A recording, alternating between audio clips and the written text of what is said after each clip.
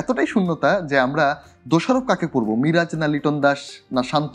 আমাদের আসলে first class cricketer দুরবস্থা ভয়ঙ্কর রকমের। যাদের নাম নিচ্ছি তাদের সবার এভারেজ 30-32। আপনি যেটা বলছেন যে সাকিব তামিম মুশফিকের পরে আসলে আলোচনাটা ওইভাবে কাউকে নিয়ে হয় না, বাট হয় কিন্তু এখনো মনে করা হয় সাকিব যদি খেলেন বাংলাদেশের বাকি 10 জনের চেয়ে বেটার পারফর্ম করবেন বল এবং ব্যাটে। এখন ধরেন কেউ ভালো করলে স্বাভাবিকভাবে তাকে আপনি ফোকাস দেবেন। টেস্ট খেলতে না চাওয়ার কারণে তাকে ক্যাপ্টেন্সি দেওয়া হয়েছে এবং তিনি যাতে টেস্ট খেলেন রেগুলার। তামিমের সঙ্গী কে হবে, মানে তামিমের জায়গাটা ফিক্স, তার সঙ্গী কে হবে এটা নিয়ে সবসময় আলোচনা হবে। যেমন আমরা অনেক সময় নাম্বার নিয়ে একটা গেম খেলি, নাম্বার 1 প্লেয়ার মানে 3 ডাউনে কে নামবে।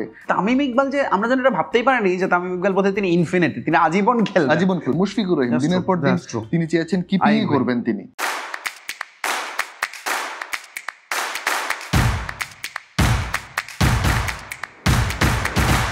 বাংলাদেশ ক্রিকেট নিয়ে কিছু ব্যাপার অনেক বেশি ক্লিশে হয়ে যায়, কথা বলতে বলতে সেই কথাগুলোই বারবার চলে আসে। সেই সাকিব তামিম মাশরাফি, সেই মুশফিক মাহমুদুল্লাহ, পঞ্চপাণ্ডব যেই কথাটা, সেটার পরে আমরা যখন পাইপলাইনের দিকে তাকাই তখন দেখি শুধু শূন্যতা, এত শূন্যতা এবং এতটাই শূন্যতা যে আমরা দোষারোপ কাকে করব, মিরাজ না লিটন দাস না শান্ত, সেটা আমরা বুঝে উঠতে পারি না। সেই পঞ্চপাণ্ডবের পরে এরকম কোনো তারকা আসেনি যার উপর ওইভাবে রিলাই করা যায়, কারণ তার বাকিদের উপর আমরা এত বেশি অতি নির্ভরশীলতা বা ওভার রিলায়েন্স করেছি যে এখন আসলে নাম নেয়াই যায় না। যাদের নাম নিচ্ছি তাদের সবার এভারেজ 30-32। এর আগে আমরা যাদের দোষারোপ করতাম তাদের এভারেজ অ্যাটলিস্ট 35-36 ছিল। তো মির ভার্সেস মিরের নতুন এপিসোডে আমরা একটা জিনিস জানার চেষ্টা করব বা আমরা বোঝার চেষ্টা করব যে পঞ্চপাণ্ডবের উপর অতি নির্ভরশীলতার কারণেই পরবর্তীতে এই ভ্যাকুয়ামটা তৈরি হয়েছে কিনা।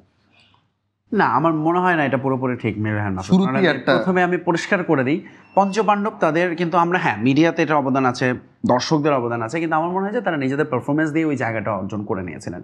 সেই জায়গাটায় আবার একই সাথে আপনি যেটা বলছেন যে সাকিব তামিম মুশফিকের পরে আসলে আলোচনাটা ওইভাবে কাউকে নিয়ে হয় না, বাট হয় কিন্তু। জাকিরকে নিয়ে আলোচনা হয়, জাকের, শামীমকে নিয়ে আলোচনা হয়, তৌহিদ হৃদয়কে নিয়ে আলোচনা হয়, তানজিদ তামিম, আলোচনা তো হচ্ছে ভালো খারাপ হোয়াটএভার। তো তারা যদি ওই জায়গাটায় নিজেদের প্রুভ করতে পারতেন তাহলে তো আর এই প্রশ্নটাই উঠতো না। এখন ধরেন কেউ ভালো করলে স্বাভাবিকভাবে তাকে আপনি ফোকাস দেবেন, অবভিয়াসলি। বাট ফোকাসটা কখন আসছে সেটাও দেখতে হবে। তারা যখন খেলছে তাদের রানিং টাইমে কেউ কখনো বলেনি যে তাদের টিম থেকে বাদ দেওয়া উচিত বা ওমিট করা উচিত। মাশরাফি যে কয়দিন খেলেছেন 2018 পর্যন্ত তাকে কেউ বলেনি। 19-এ নির্বাচনের পরে যখন তিনি বিশ্বকাপে খেলতে গিয়েছেন এবং আন্ডার পারফর্ম করেছেন তখন তাকে নিয়ে কথা হয়েছে, এবং সেটা নিয়ে তিনি অনেক মন খারাপ করেছেন। মুশফিকুর রহিম, সাকিব আল হাসানকে নিয়ে তো কখনোই এই প্রশ্ন ওঠেনি। এখনো মনে করা হয় সাকিব যদি খেলেন বাংলাদেশের বাকি 10 জনের চেয়ে বেটার পারফর্ম করবেন বল এবং ব্যাটে।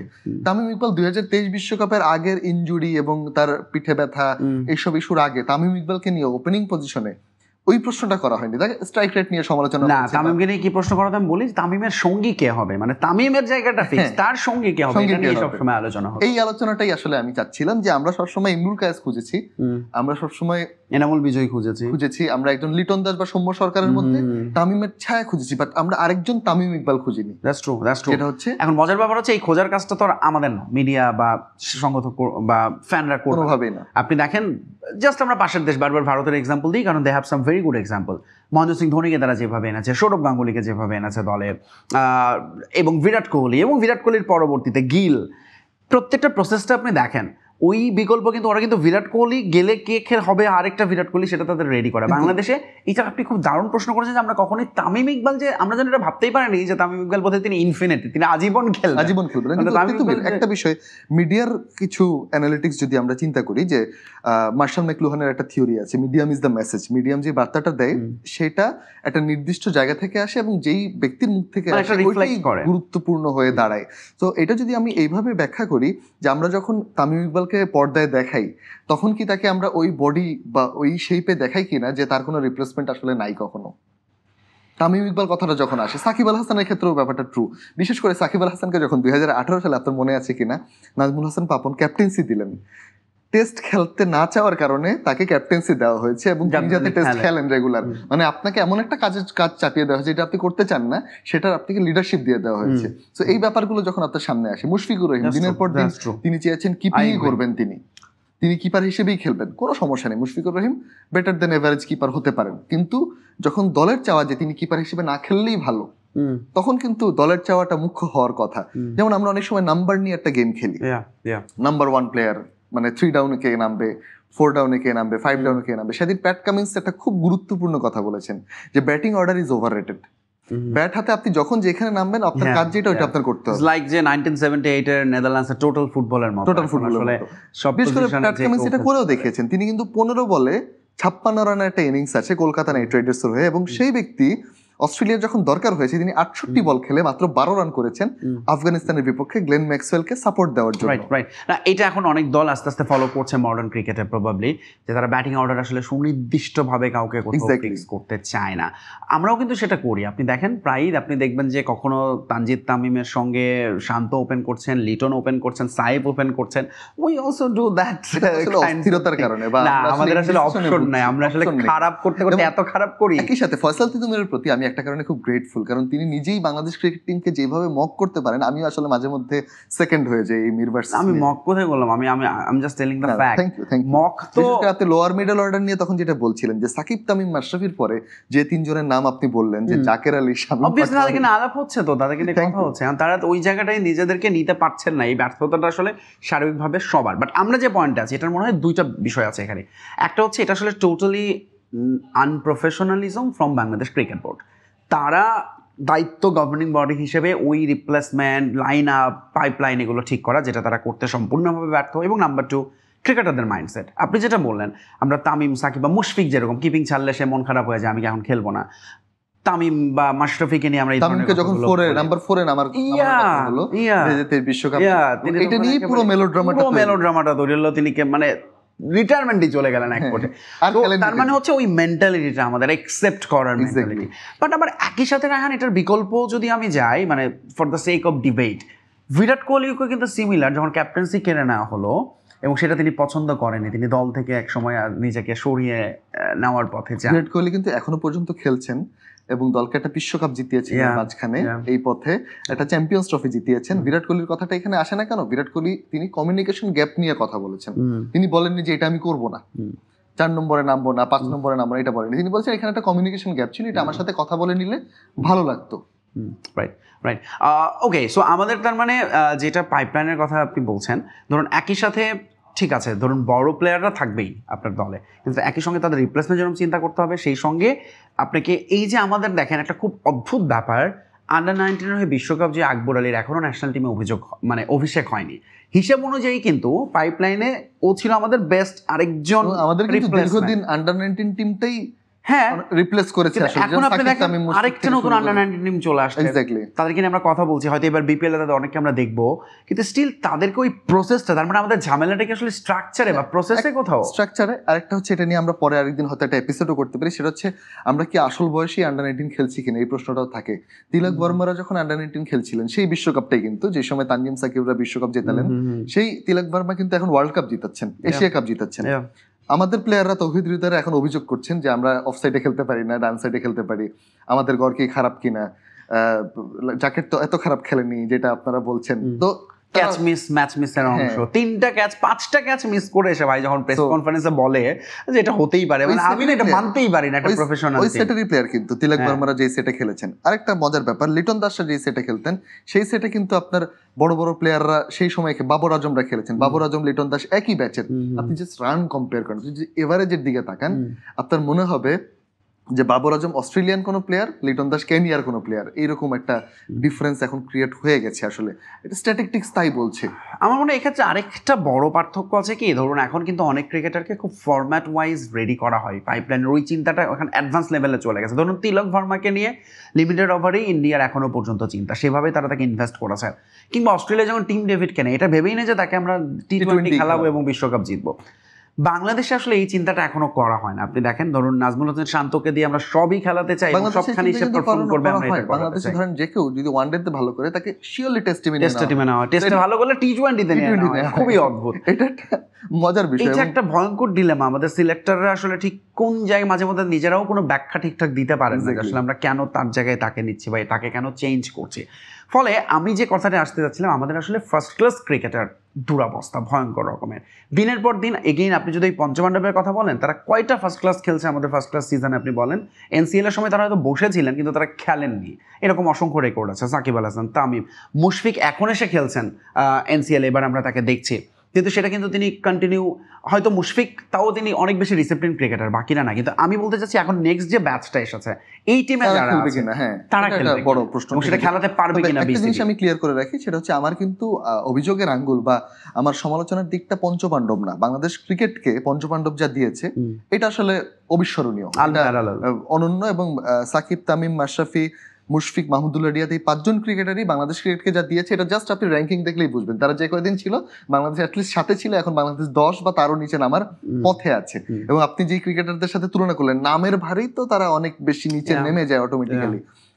আমার কথা হচ্ছে মিডিয়ার পোর্ট্রিয়ালে, মিডিয়া যেভাবে পোর্ট্রিয়াল করতো বিভিন্ন সময়ে, তখন মনে হচ্ছে তার সাথে যে ক্রিকেটাররা খেলছেন, ধরেন একটা টিমে তো 11 জন খেলে, বাকি 6 জন কি কখনো কখনো অগুরুত্বপূর্ণ হয়ে গেছে আপনার মনে? অগুরুত্ব হয়ে গেছেন এবং তারা এটা ফিলও করেছেন। আমরা বিভিন্ন সময় আমরা ইন্টারভিউ করতে গিয়ে দেখেছি অনেক ক্রিকেটারই আসলে, ইনফ্যাক্ট লিটন কুমার দাসের একদম কোট আছে এরকম, তিনি বলেছেন যে আপনি কেন উপরে ব্যাট করছেন না, বা আপনাকে কি নিচেই 7 নম্বরে সে টানা ব্যাট করতো, তখন বললো যে এখন বড় ভাইরা আছে, বড় ভাইরা গেলে তখন যদি আমি এক্স্যাক্টলি খেলবো। তো তামিম ইস্যুতে তখন আমার একটা কথা মাথায় এসেছিল, বাংলাদেশের ক্রিকেটটা কি অনেকটা পাড়ার ক্রিকেটের মতো, যে আমি আগে ব্যাট করলে আমি বড় ক্রিকেটার, এই টাইপের একটা ব্যাপার হয়ে যায় কিনা। বিশেষ করে আমি যখন দেখি অনেক ক্রিকেটারের মাইন্ডসেট, যেমন হচ্ছে মুমিনুল হক এমন একজন ক্রিকেটার যিনি হচ্ছে যখন টেস্ট ক্রিকেট চলতেছিল তার পিছনে একজন সাংবাদিক বুম নিয়ে জাস্ট দৌড়াচ্ছিলেন। তিনি ওই ইন্টারভিউর মানে রেকর্ডে ছিল, তিনি তখন বলছেন কি ভাই টেস্ট ক্রিকেট শুরু হয়েছে আর চলে আসছেন।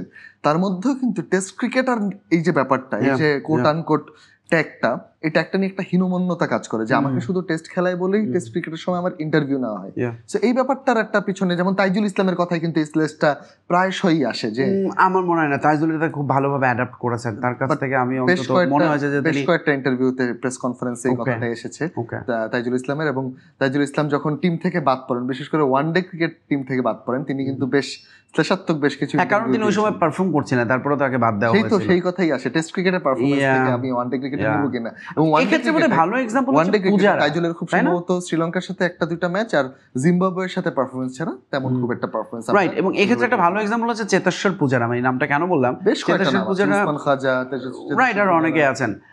পূজারা দেখেন ভারতে ধরেন আইপিএল এর এইরকম ডামাডোল চলে, সে কিন্তু সবসময় এটা থেকে নিজেকে দূরে রেখেছে, সবসময় তার ফোকাস ঠিক থাকতো, নিজেকে প্রিপেয়ার করতো। একটা সময় রায়হান বাংলাদেশ থেকে ধরুন আশরাফুল, সাকিব, তামিম কাউন্টি ক্রিকেট খেলতে যেতেন রেগুলার। আমরা যখন যে বলছি তাদের replacement next batch of cricket, আপনি যত যাই করেন টি20 ওয়ানডেতে ভালো করার জন্য আপনাকে বেসিকটা ঠিক করে আসতে হবে, ফার্স্ট ক্লাস খেলে আসতে হবে, প্রচুর লাল বলের লঙ্গার ভার্সন খেলতে হবে। এই যে আপনি অনসাইড ছাড়া খেলতে পারেন না। ব্যাটিং অর্ডার নিয়ে কথাটা বলছিলাম, এখানেই মমিনুলের ব্যাপারটা আরেকবার আসে। মমিনুলকে নাম্বার 3 হিসেবে বিবেচনা করা হতো। সো নাম্বার 3 হিসেবে বিবেচনা করার কারণে তাকে ওয়ানডে টিমে কখনো ওইভাবে সুযোগই দেওয়া হয়নি। তিনি কিন্তু ক্লাস একজন ব্যাটার, এটা নিয়ে কোনো সন্দেহ নেই। তার ব্যাটে শট আছে, বিপিএল এ তিনি ওপেনও করেছেন মনে আছে, তিনি উইকেটের চারিদিকে খেলতে পারেন। তার কিছু ল্যাকিংস আছে যেটা বাংলাদেশের সব ক্রিকেটারই আছে। তিনি স্পিন খুব ভালো খেলতে পারেন না, বল সোজা আসলে সেটা ট্র্যাকিং বুঝতে পারেন না, আউটসুইং এ তিনি মাঝে মধ্যে, এটা বিরাট কোহলিরও সমস্যা আছে এই সমস্যা। কিন্তু মুমিনুলের মানের একজন ব্যাটসম্যান যখন আমরা দেখি টেস্ট ক্রিকেটার ট্যাগের কারণে ওয়ানডে ক্রিকেটে দিনের পর দিন খেলতেই পারছেন না, 15-র পরে হয়তো ওইভাবে ম্যাচই পাননি, একটা দুইটা হয়তো পেয়েছেন হাতে গোনা, তখন কিন্তু এই প্রশ্নটা অটোমেটিক্যালি আসে যে আমরা কি অতিরিক্ত মিডিয়া ট্যাগ নির্ভর সিলেকশনটা করি কিনা। এবং সেটা নিয়ে আমরা নিজেরা অনেক এপিসোড করেছি, হ্যাঁ করি। কিন্তু এই ক্ষেত্রে আমার মনে হয় যে আমরা যে বিসিবির যে সিস্টেমেটিক যে গাফিলতি বা ভুল, তার আরেকটা এক্সাম্পল হচ্ছে আপনি দেখেন আমাদের দেশে যখন ঘরোয়া ক্রিকেট হয়, বিপিএল থেকে শুরু করে এনসিএল লিস্টে, আপনি ওইভাবে কিন্তু ওই চিন্তাগুলো থেকে প্লেয়ারদের ইন্সপায়ার করা হয় না যে আমি লেগ স্পিনার খেলাবো, আমি পেসার খেলাবো এবং আমি আমার এই ব্যাটারকে আমি এই পজিশনে এরকম দেখতে চাই ভালো, আপনি সেটা খুবই কম দেখতে পাবেন। এবং এটা এই কারণে খুব ইম্প্যাক্টও ফেলে না। তুষার ইমরান দিনের পর দিন রান করেও ন্যাশনাল টিমে চান্স পাননি, কারণ এটা মনে করা হয়েছিল আছে ঘরোয়া ক্রিকেটে পারফর্ম করছে, ও আসলে ইন্টারন্যাশনালের জন্য।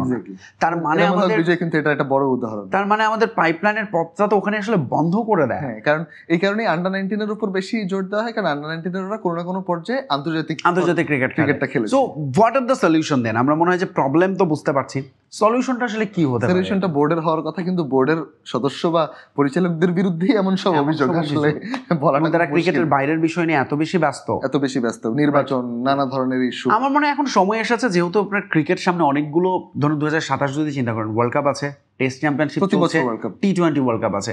সো এখন আসলে ফরম্যাট ওয়াইজ কিছু কোর প্লেয়ার নিয়ে বিসিবির কাজ করা উচিত।